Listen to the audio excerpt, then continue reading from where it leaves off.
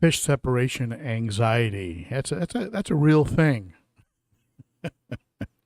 For a lot of us, our fish are our therapy. They're therapeutic. They're medicinal for us.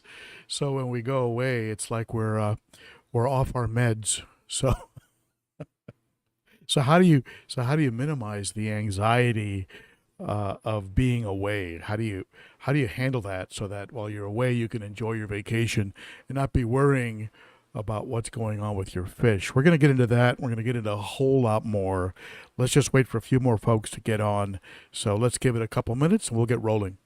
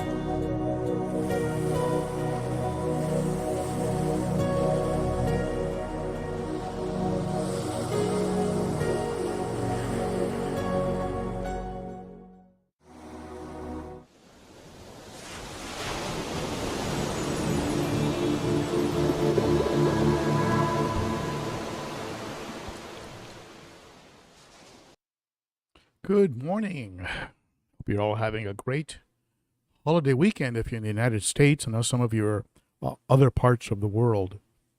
But if you're in the U.S., hope you had a great 4th of July, and I hope you didn't have too much beer and hot dogs.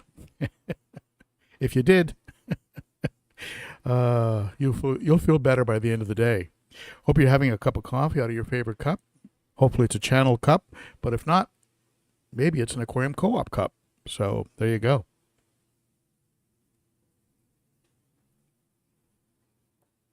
Very good. Very, very good. All right. So I see some great names. Tracy, Larry, Michael, ex-Collie, and Kent, and Mitty Mac. And is that Little Jana? Little Jana? Is that what that is? Little Jana? And TR1 funds. TR1 try funds. Is that what AJ's in the house? Josh is in the house. All right. Looks like woof something. Woof meow whack. Woof meow whack woof from New Zealand. Wow. Welcome to the live stream. Woof meow whack woof. Oh, these YouTube names are great. Mine is so boring. Just Ben Ochart. That's it. All right. Well, let's do some quick shout outs and we'll get into today's topic. What do you say?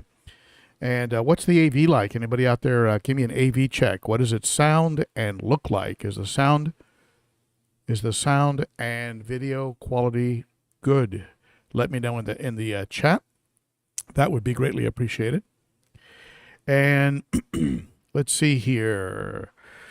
Let's start off by giving a big shout out to those of you who support the channel on a monthly basis, my wonderful Garage Gang members, and those are my Patreon supporters. Details are in the description how to become a Garage Gang member. It's just a way to support the channel. Starts for as little as $3 a month. And as I like to say, helps out in more ways than you know. So thank you very much. Big shout out to my wonderful Patreon. And let's see here. Let's do what we did last week. I'll just do a big, giant, NASCAR-style shout-out to a lot of those who support the channel, and that includes my friends over at Aquarium Co-op, whose mug you saw earlier. I get a lot of good stuff from them, including their freeze-dried brine shrimp. Drives my fish crazy. And that floating magic food they sell, the small fish go nuts over that. Great products coming out of Aquarium Co-op these days. Big shout out to Josh over at Cunningham Tropicals, still offering 15% off. Use ben.o.cichlid for 15% off. He put out a video the other day. He's doing a bit of a remodel and getting back to kind of his breeding roots. So it'll be interesting to see what Josh gets into. Big shout out to Darius and his family up in Canada with Northfin. Big supporters of the channel and very, very appreciated. So there you go. There are some shout outs. If you shop on Amazon, and who doesn't? As a matter of fact, I have to go buy something there myself. But be sure to use the Amazon link. If you go to Amazon, use this link, and then you can jump out and do your shopping.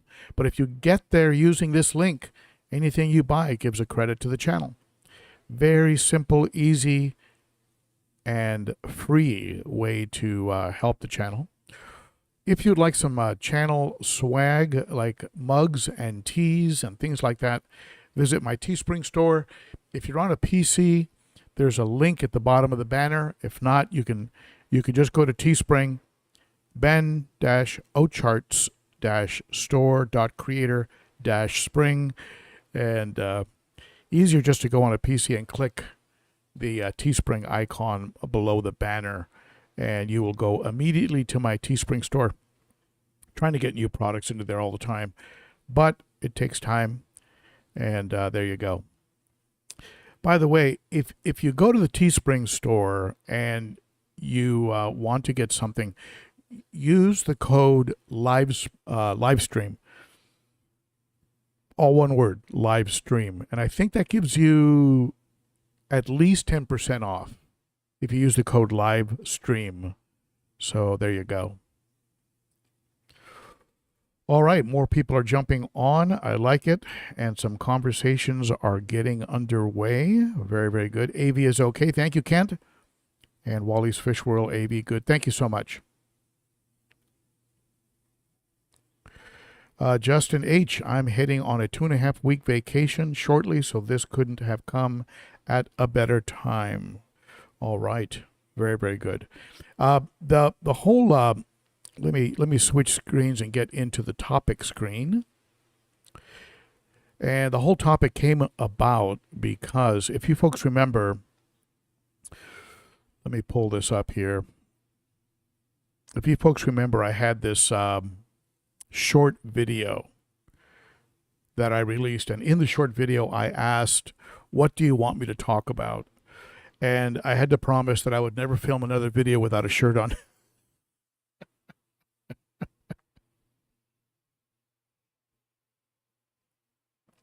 How many subscribers did I lose?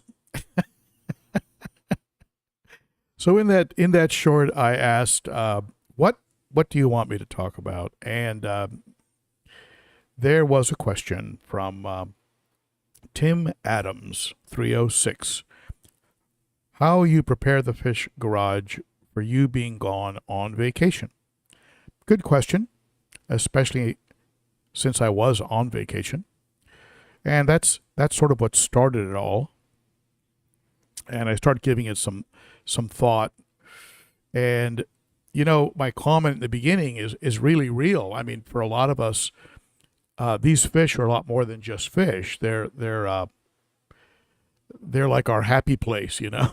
It's where it's our it's our therapy, and it's what we do instead of meds. You know, it has no side effects except on your wallet and maybe your time. But but when you're away and you're not sure how things are going to go, you can be a little worried. So, and that's understandable.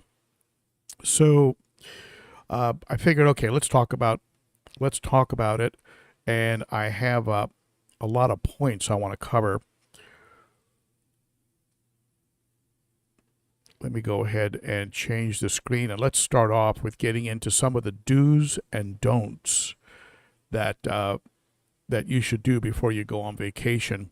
I have some notes like I normally do. I have them both in writing, but I also have them on my screen. So, you know, if you don't really have this drill really nailed down, you are going to have a little bit of anxiety before vacation, and you're probably going to have times where someone says, "Hey, man, let's get away for the weekend," or "Let's go on a 4-day weekend," or let's head down to the shore," or whatever. And there's going to be a little voice in the back of your head that, "I can't do that. I can't do that. I got nobody to watch my tanks." And for some of you, that's dogs, right? Dogs and fish, dogs, cats, and fish, and who knows what else, right? I got people around here, they have chickens and goats and horses, and so it's like you have to have a plan in place, and if you don't, it's you pass. You say, "Not this weekend. Let me know next time. Give me a little more notice," and you're going to be missing out on some fun. So I'm going to show you the drill here, and the first thing I want to go over with you is the first tip on do's and don'ts is don't do anything major with your aquariums right before you go. Now, if you want to do a little maintenance, do some maintenance, but do it like 2 to 3 days before departure. Why do I say that? I say it because the most common crash that I hear about is usually after maintenance. I get, "Man, if I had $1 for every email or text I've gotten or comment, I just did a water change, my fish are gasping, my fish are dying, my blah blah." You know what I'm talking about. If it's going to happen, it's probably going to happen after some maintenance. Water temperature changed, pH shifted, you forgot to condition, you conditioned incorrectly, something, and now the fish are in trouble, and your flight leaves in 2 hours. So if you're going to do any maintenance, go ahead and do it 2 to 3 days before you go. And the truth is, if you're only going to be gone for, let's say, a week or maybe a long weekend, and the fish are all looking good, you could just skip maintenance. Just leave them alone. They'll be fine. They'll do okay. And don't even risk that something might happen. I fired up my canister after the water change and it started leaking. Okay, all right, here we go. We're off to the races. So if things are running well and you're about to take off, one option might be do nothing. Don't do anything. So, but if you are going to do something, do it several days before you go, so you have a little time to check it out, make sure everybody's okay.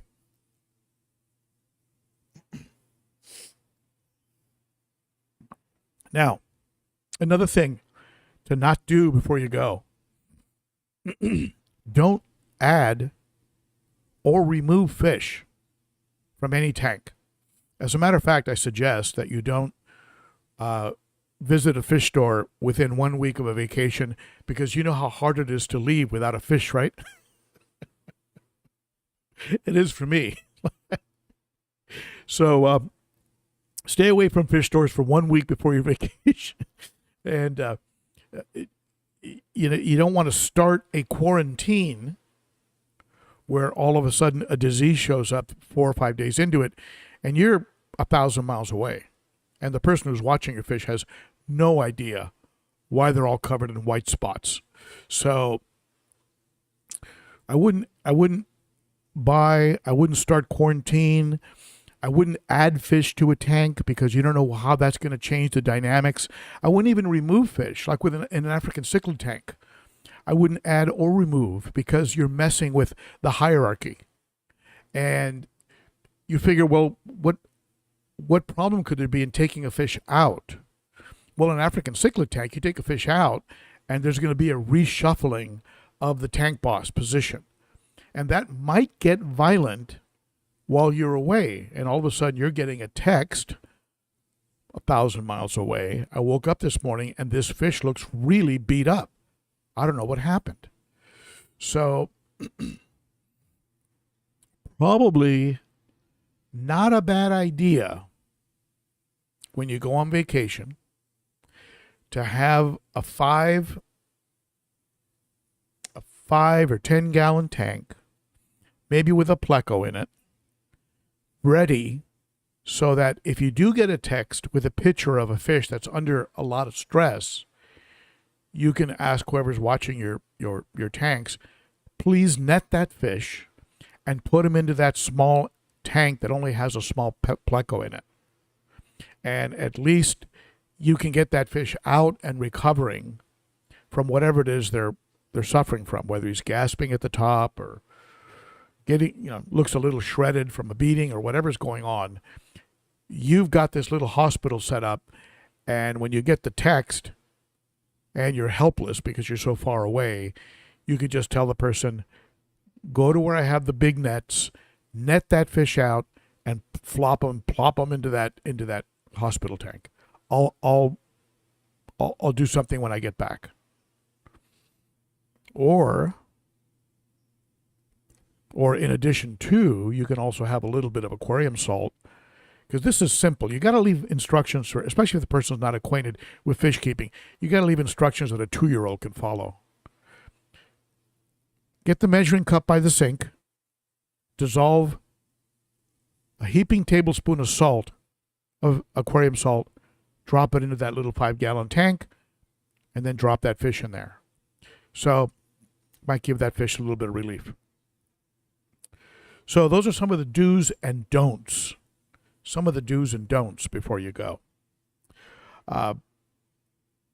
Another option that people consider, and I've got my best tip and my best option for you is coming up. But in the meantime, you can use things like auto feeders. I do have auto feeders. I have them from the Aquarium Co-op. I have them from. I have some that are made by Eheim. So I have several auto feeders, and they work okay.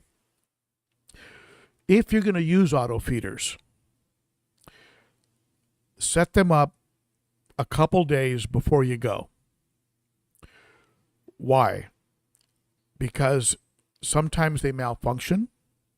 Sometimes they clog. Sometimes they fall off, or in worst case scenario, fall in to the aquarium. So have it running for a day or two. Watch it run. In other words, do some test runs. Make sure you've dialed in the right amount of volume of food and the frequency of feeding.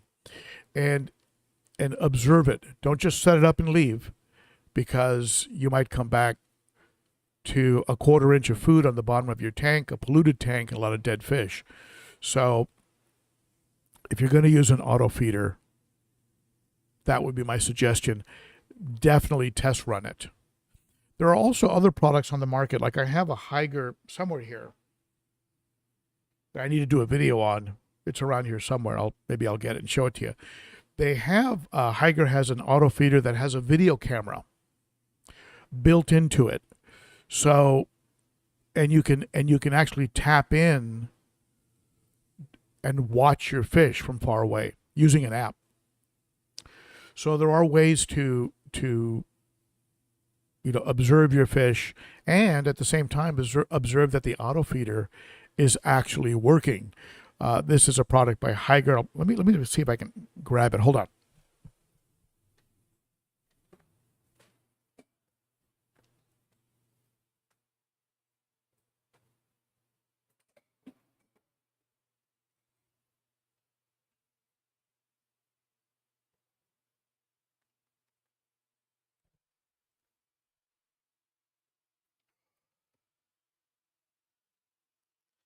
This is the setup.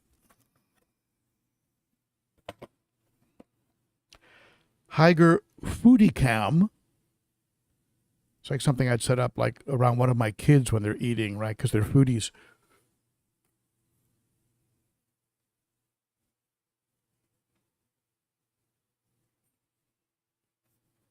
Higer Foodie Cam, and it sits. You can see the way it sits on the aquarium in the picture.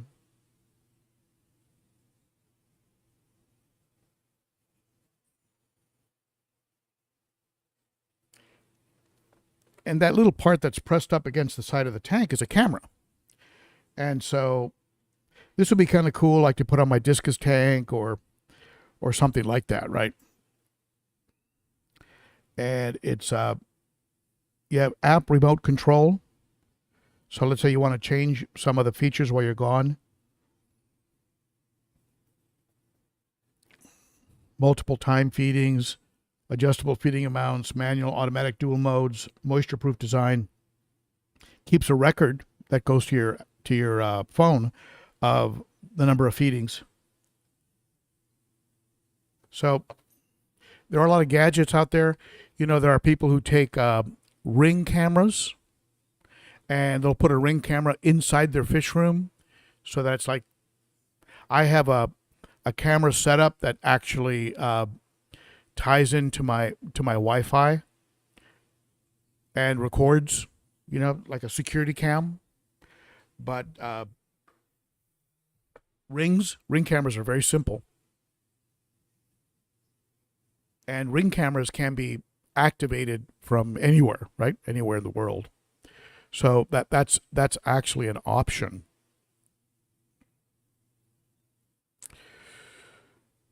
So let me share with you what's been my best tip. And let me just go ahead and just switch the screen here so it's on topic. Now, what I have is I have tons of empty containers. Now, I'll show them to you.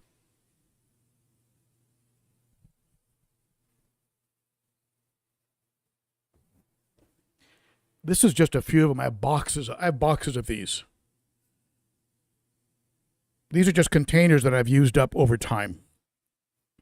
And what I do is I leave a Post-it on top of each tank, along with a set of measuring spoons, and I fill up the container on top of each tank with the exact food combination that I want fed to that one tank. So let's say with the discus, I'll have some of those high-end pellets, some Sarah pellets, some of those Stedenker, maybe have some bloodworms in there. I'll have a combination of things all mixed together, and instructions to put one heaping teaspoon to each opening, or a half teaspoon to each opening of the aquarium. So there's a Post-it, there's a measuring spoon, and there's a container with the food for that particular tank on top of the aquarium. I tell the person to leave the Post-it, the spoon, and the food on top of each tank. Don't pull them off. Don't put them on a table, then grab the wrong food or grab the wrong Post-it. Leave it on the aquarium the entire time. And you set it up so that a second grader could actually do it. This has resulted in complete perfect fish care while I'm gone. The fish are not overfed. And I'll tell you something, if I had to err while gone, I would err in the direction of underfeeding. People who watch your fish, especially if they're not familiar with fish, get fooled by the fish just like they would by a dog, because they always act hungry, even right after they're fed. I had a person many, many years ago back in California. I had one small tank. This is before I even got on YouTube. And I came back and there was a layer of food along the bottom of the tank. And the person told me, well, they seemed hungry. And so I kept feeding them. So you have to leave very clear instructions and just really make sure they understand that fish are liars and they will lie about how hungry they are. So leave the food for each specific tank with the appropriate measuring. Buy a couple cheap measuring spoons on Amazon. Use my link to get there. And use some empty containers on top of each tank and leave a very clear instruction on a Post-it and you'll be fine.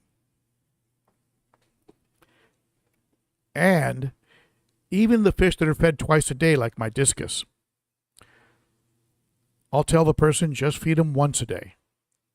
Now, why is that? This is if I'm doing manual feeding. Now, if I have an auto feeder, that's different, right? I can program that thing for 3 times a day. But if it's a human watching my fish, I say once a day. I want to minimize the amount of interaction that the person has with the aquariums. There's going to be less likelihood of something going wrong. I also let them know, because they know how much I love my fish. And I remember one time, I think one of my relatives was watching my tanks, and she told me, she goes, look, I was afraid that something would happen while you were gone. And they were like, they were in a state of anxiety. And I just let them know. I go, look, before I go, I want you to know something. Sometimes fish go belly up. Sometimes they get beat up. Sometimes they unexpectedly die on you. If something weird happens while I'm gone, don't panic. All you have to do is take a picture, send me a text, and I'll get back to you with specific instructions. Otherwise, don't worry about it. Don't have anxiety about it. I just appreciate that you're watching my fish. And so underfeed, calm them down, give them a little pep talk before you go. Now, here's another bonus tip. Apart from underfeeding, one more tip. We'll call this a bonus tip. You know the way I'm always doing bonus tips. When you're gone, depending on what part of the country you're in, you might have a power outage, and sometimes some hang-on backs will not fire back up. Most canisters will, because it's kind of a vacuum system, unless you have the output sticking outside the water and a lot of air gets in. But if the outputs are in the water, it's going to stay full of water, and it's going to fire right back up when the power comes back on. Some hang-on backs will not, and they'll run dry and they'll burn out, and they'll just burn out and die, and hopefully not catch fire. This is the advantage of hang-on backs that have the pump, the motor, inside the aquarium. They can be completely out of water, and you just turn them on and they just start working. So they don't have to be primed. But there should be, especially if you're in a part of the country that gets outages. We get horrible electrical storms here. Outages have become rare, but they do happen. I do recommend that you have lithium battery backup air pumps in every aquarium when you're gone. Now, I just installed that big one from Higer that has a big battery backup and runs 6 air pumps. So you can check out that video. It's a great air pump. The only problem I had with the prior one I installed is that it didn't have battery backup, and if I had a power outage, all 6 pumps would stop. So the one I got from Higer now has battery backup. You want battery backup while you're gone because there might be a power outage. And I'm telling you, what kills your fish during a power outage is a lack of oxygen. The surface gets totally quiet. There's no oxygen. There's no CO2. There's no bad gas out and oxygen in. And when that happens, your fish start gasping and they start dying. So a lithium power backup, like the kind Aquarium Co-op has them, Higer and Aqua have them. Who else? I mean, there's tons of them out there. There's that Rescue Air by Cobalt. That's a good one. I think that one has 48 hours of battery backup. Probably maybe the most expensive one, but gives you 48 hours.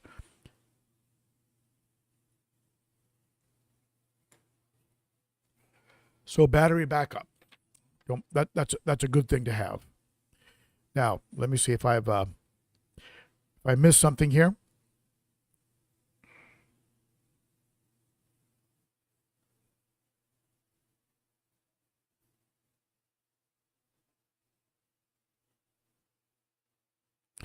Yep, I think I got everything. Now you tell me. I mean, what's your protocol for going on vacation? You know, tell me in the comments. I'd like to hear it. Let me know what you do when you go on vacation. And hey, Kendall, Big Steve, DZN in the house, Tiffany Clark in the house.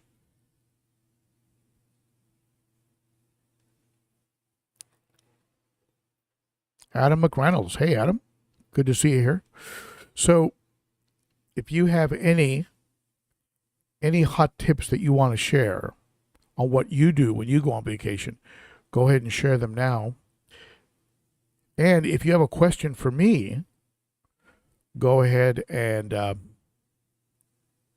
tell me in the comments. But start your question with Ben Ochart. That way it stands out. It jumps out in the comments. Some of you noticed that our friend, the Cichlid Charmer, David, is back, and his channel was hacked and disappeared from YouTube, and is now back. And you can tell that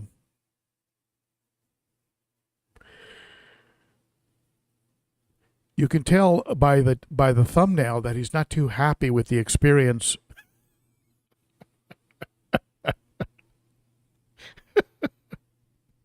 One of the things I like about him is he doesn't have much of a filter.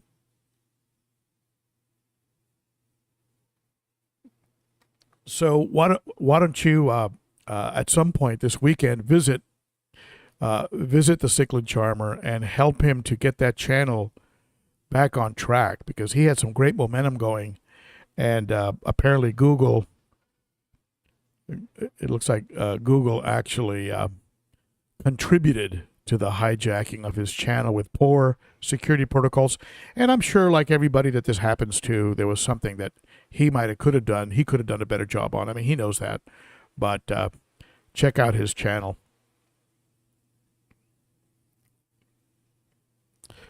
So AJ, if I'm gone for over 1 week and using auto feeders, I set them to feed every 48 hours to not overfeed the fish and keep water quality good.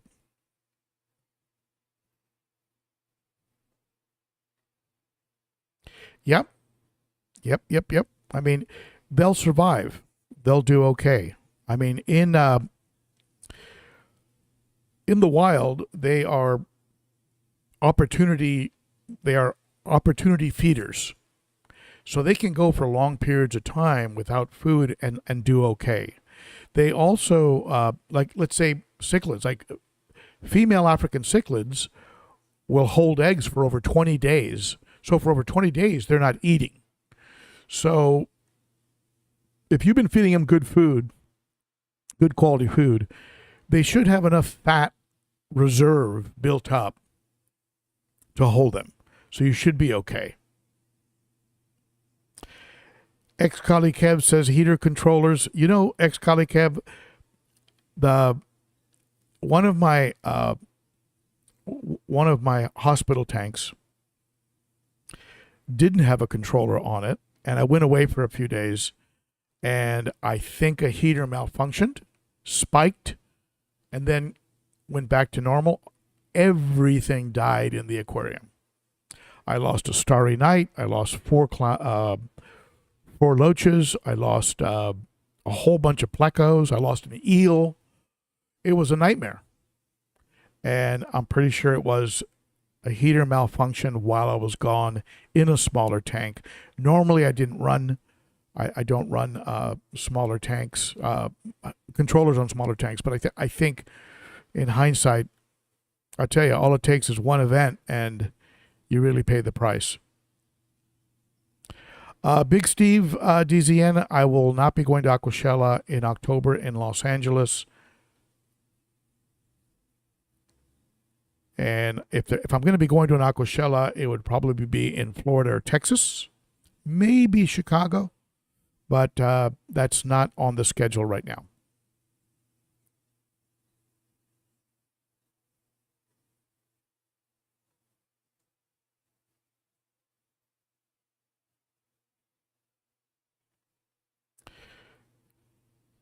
So Kent sets up a once-a-day feeding with the guppies.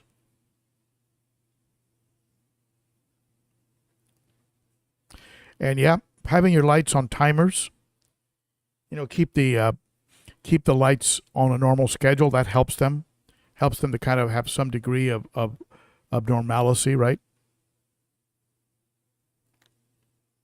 Gravedigger Aquatics in the house.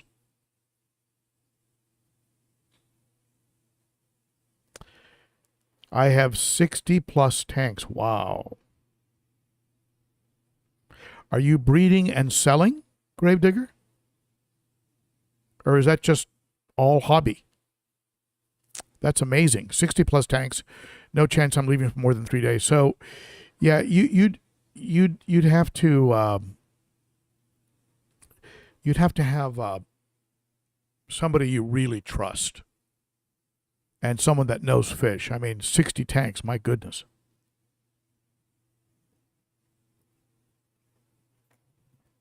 Yeah, ex-colleague Kev, it was another starry night. I was trying to grow one out, and then I was going to surprise everybody. And anyway, yeah.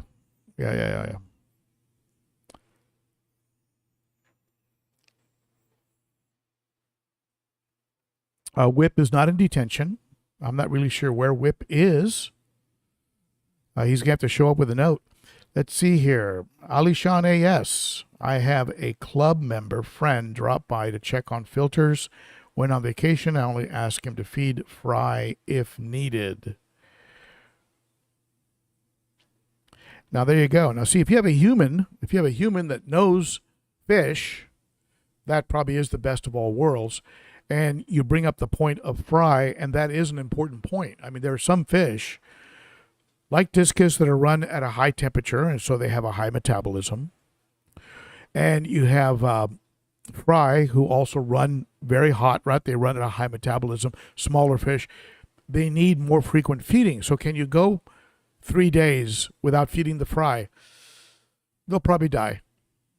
Discus, can I go 3 days at 84 degrees and not feed them? They'll go into some kind of distress, I'm pretty sure.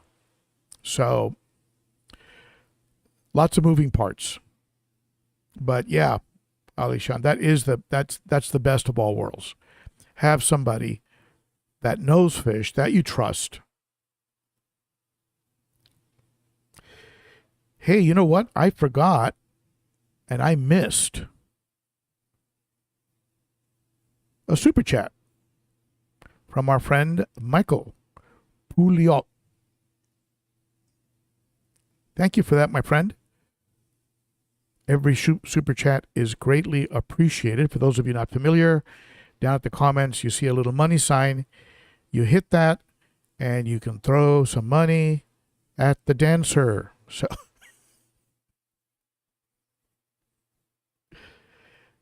okay, Gravedigger is, yes, I sell it Quad City and Chicago swaps. Very, very cool. Well, Gravedigger, you must be familiar with or know Josh, right? Cunningham? You must be friends with Josh Cunningham. I think he goes to those events, right?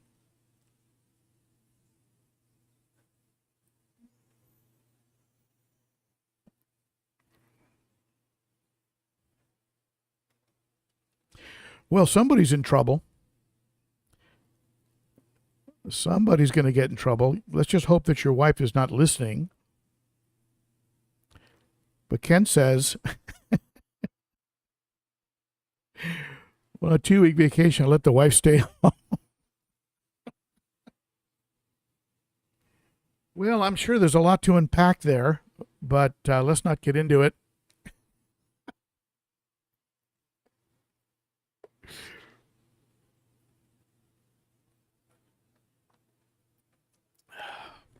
Garage is running at about 78 degrees without any heat, just from ambient heat. I've got the garage pretty insulated.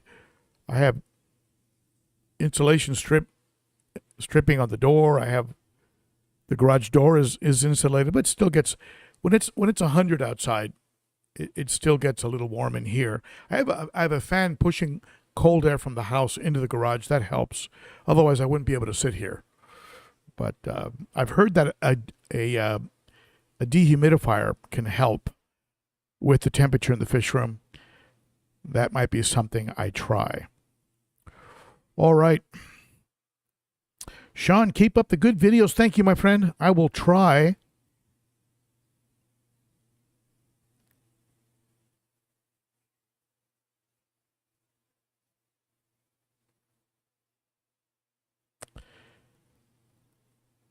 Synchronicity?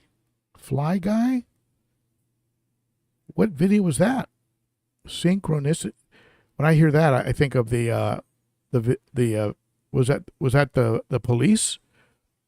The album by the Police, Synchronicity? I mean, that's what I think of when I hear that. I was watching that video, saw your live stream in the recommended, and hopped over here. I appreciate that, Fly Guy.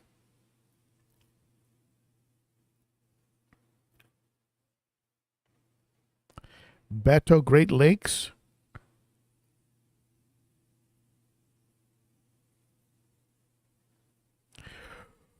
Well, the adding CCAM, when you add CCAM, it should be instant. And it should be instant, and it should be to everything it comes in contact with. The hey GP, good to see you here, buddy. One of my wonderful moderators. So it should be instant, assuming that you're using enough. I always, because I fill from the tap, I always condition for the total volume of the aquarium. Chlorine and chloramine are designed to impact all water it comes in contact with. So you don't want to add it to an aquarium without having treated the aquarium for the total volume of the aquarium. I mean, that's the thinking behind it. But it should be instant. You should be able to drop a little bit into a bucket and immediately add that bucket right to the aquarium, and you'll be fine. You don't have to wait. I've never seen on the bottle wait 5 minutes. I've never seen that. Now, one mistake that people make sometimes is they lay water out. So maybe think of it. They'll put water out and think that if they let it sit overnight, that the additives are going to gas off. Chlorine and ammonia might, but chloramine is designed to not gas off. So if your city is using that, letting the water sit 24 hours is not gonna make it safe for fish. So just something to keep in mind.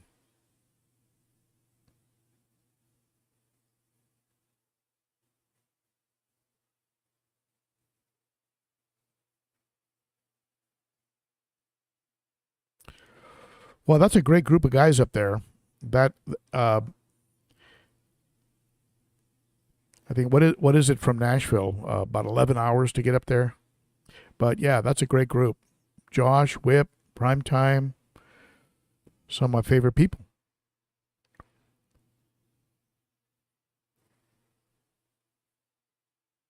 GP, I was thinking about you, like how you been, what you've been doing, and we got to catch up sometime.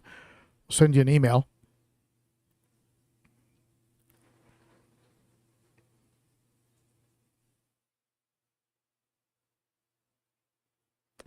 I have, Fly Guy, I have a whole playlist on fish aggression that might help. Anyone have tips on taming an aggressive fish?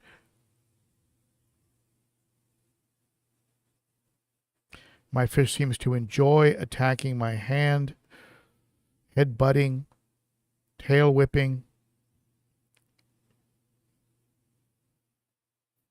Yeah, that fish has might have some issues. You're going to need a fish whisperer. I'm not sure if a timeout would help. Sometimes fish come with a very unique set of characteristics. They come with their own temperament.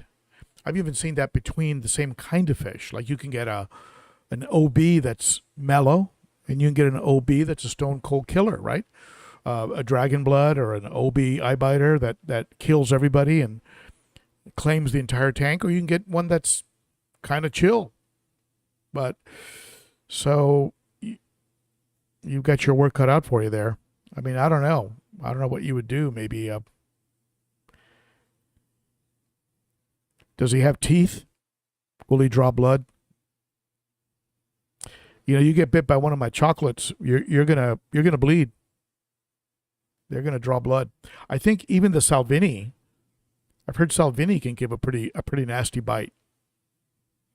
Thank goodness he's not biting other fish.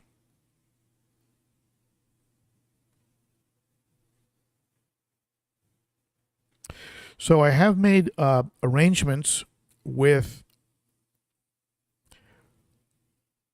my friend down at Beantown Aquatics, Fritz. Andre Fritz down at Beantown Aquatics. And I am going to be getting some fish.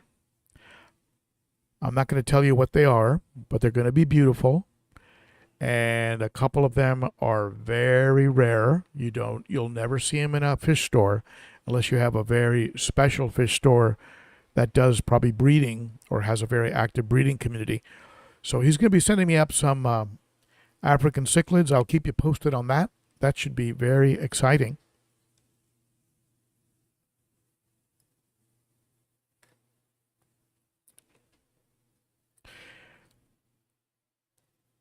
Any other comments, questions that you'd like to ask, go ahead and throw them into the chat. And we'll go ahead and take them up. And I hope that helped on vacation tips. Those are my best vacation tips. And the best tip is the one that I mentioned at the end, leaving second grader instructions, maybe fourth grader instructions of a spoon, written instructions, and the food for that tank in its own separate container. I think the biggest problem you'll run into by someone watching your fish, and maybe even with auto feeders, is overfeeding. So just watch for that. And I agree what some of you have said. You're better off underfeeding while away. And yes, you will improve water quality. You'll have better water quality, less pollution.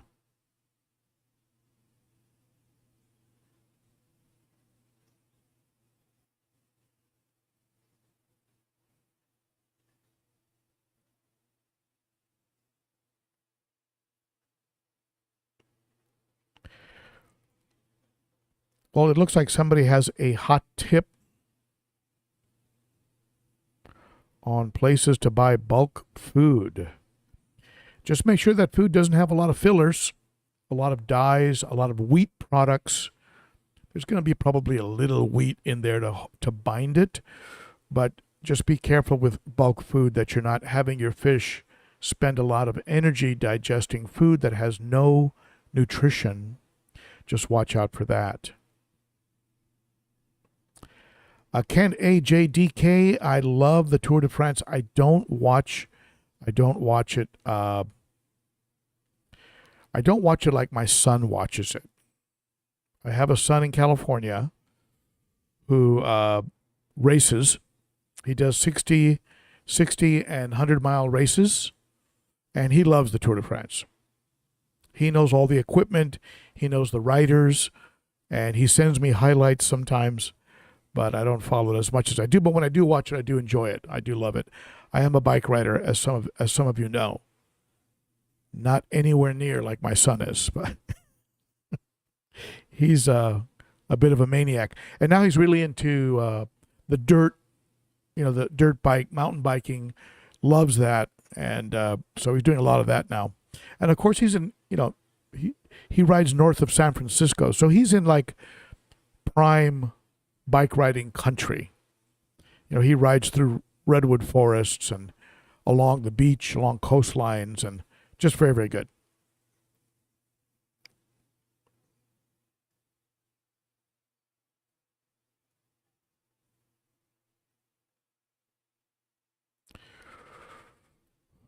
All right.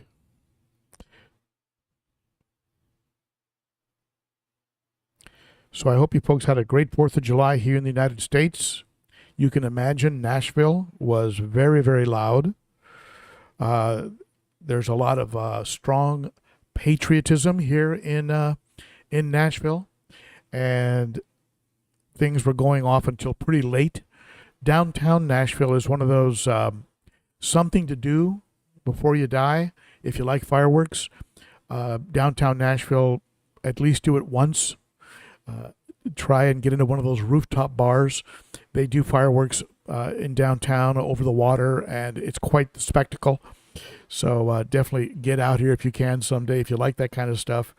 And we kind of took it easy here. We're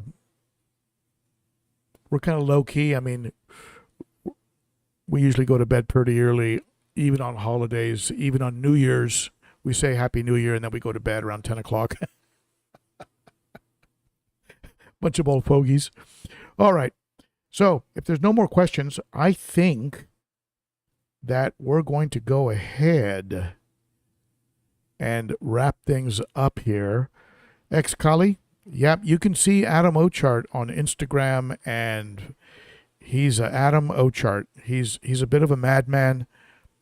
He got married, and maybe he'll kind of settle down a little bit, especially if they have a kid, because biking has its risks.